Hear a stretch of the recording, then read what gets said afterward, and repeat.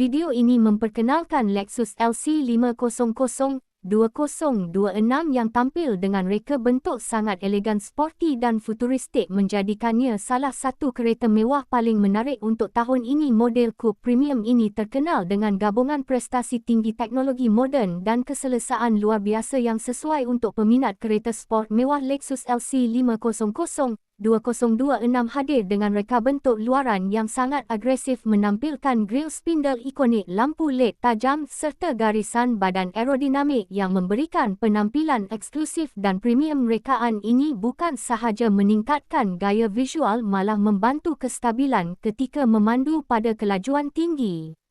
Bahagian dalaman Lexus LC500 2026 menawarkan kabin mewah dengan material berkualiti tinggi seperti kulit premium, kemasan aluminium dan teknologi digital moden. Tempat duduk direka secara ergonomik untuk memberikan sokongan maksimum kepada pemandu dan penumpang, terutama ketika perjalanan jauh. Paparan infotainment skrin besar menyokong Apple CarPlay dan Android Auto, membolehkan sambungan telefon pintar dengan mudah. Panel meter digital memberikan maklumat pemanduan secara jelas dan futuristik, manakala sistem audio premium menghasilkan kualiti bunyi yang sangat memuaskan, menjadikan pengalaman pemanduan lebih menyeronokkan.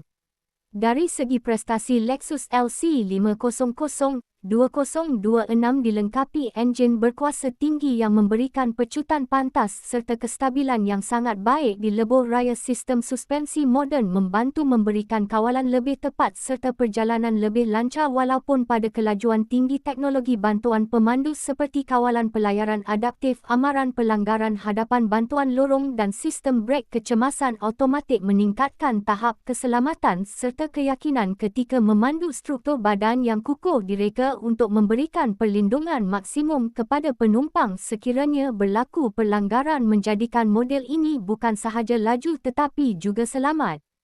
Reka bentuk aerodinamik membantu meningkatkan kecekapan bahan api serta mengurangkan rintangan angin, membolehkan kereta bergerak dengan lebih stabil. Rim sport moden menambahkan penampilan agresif, manakala lampu belakang LED memberikan identiti unik terutama pada waktu malam. Lexus LC500 2026 juga menawarkan ruang bak yang mencukupi untuk membawa barangan peribadi, menjadikannya praktikal untuk kegunaan harian atau perjalanan hujung minggu. Gabungan teknologi pintar, prestasi mantap dan keselesaan premium menjadikan model ini pilihan menarik bagi mereka yang mencari kereta mewah dengan gaya sporty yang menonjol.